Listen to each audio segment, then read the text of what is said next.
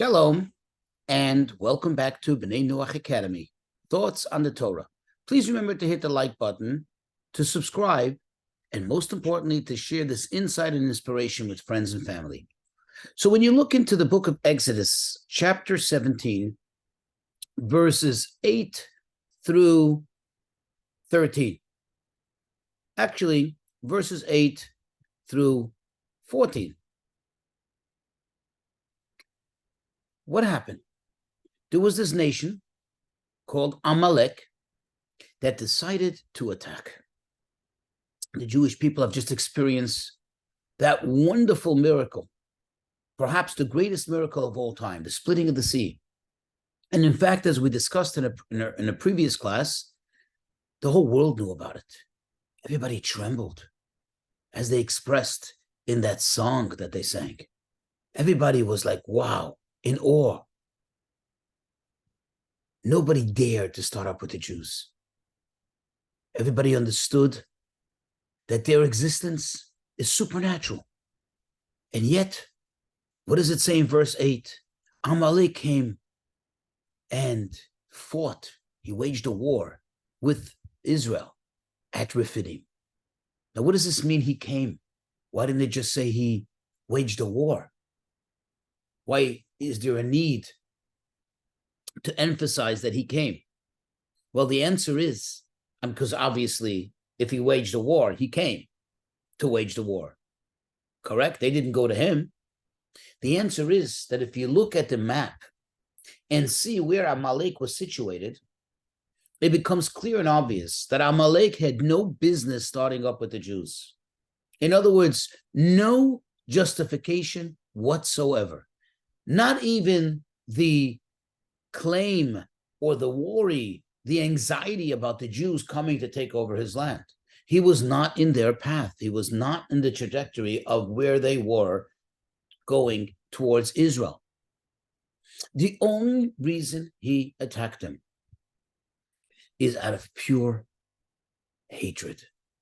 He just could not stand the idea that the Jews are the untouchables, that God is watching over them.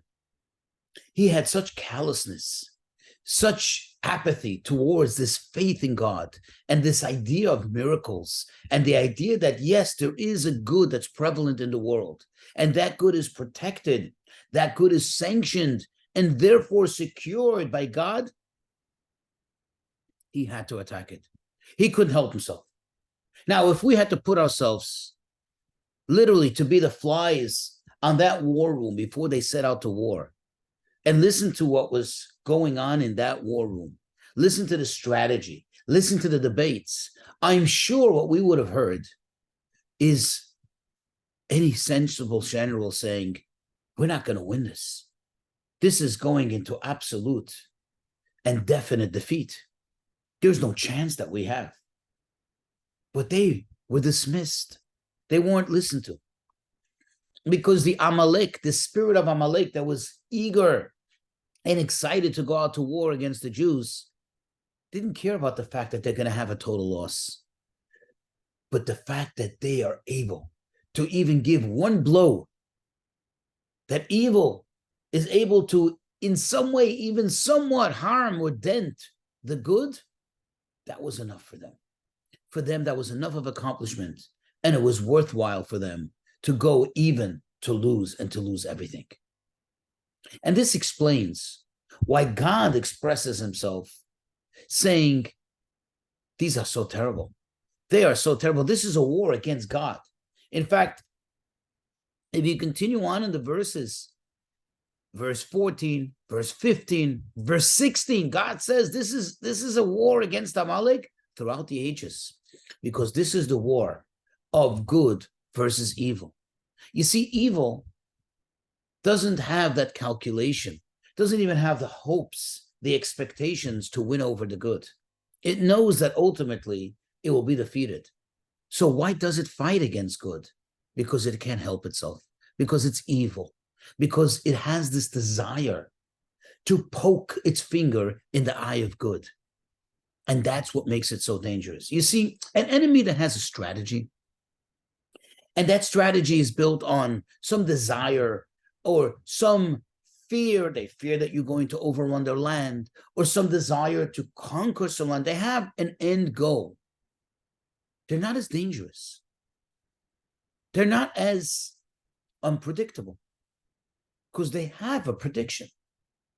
But the enemy that's just fighting for the sake of fighting, that's waging war for the sake of waging war, that's doing what it's doing just to inflict harm without any end game results, that's a dangerous enemy. And that is rotten and evil to the core.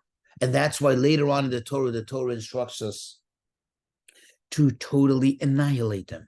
This is like a cancer. Now, one can ask themselves, so there are such entities in this world. How do we protect ourselves? How can we ensure that we have God's protection?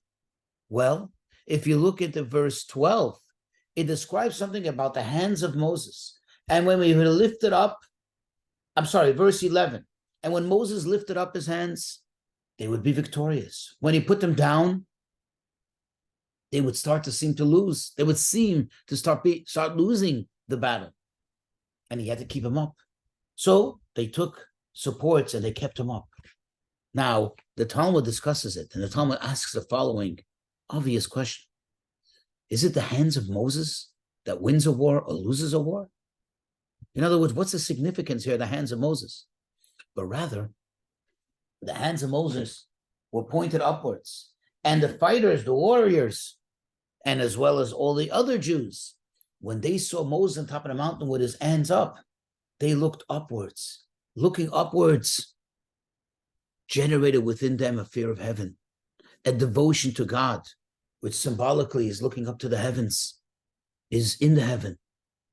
Thus, the Torah is telling us, when you encounter evil, when you hear about a world that has such evil that is just there for the sake of evil, for the sake of corruption, for the sake of inflicting pain on those who are good, don't despair. Look up to God. Of course, go about all the natural means available to you to protect yourself. But look to those lifted up hands of Moses. Look up to the heavens and pray to God, and all will be well.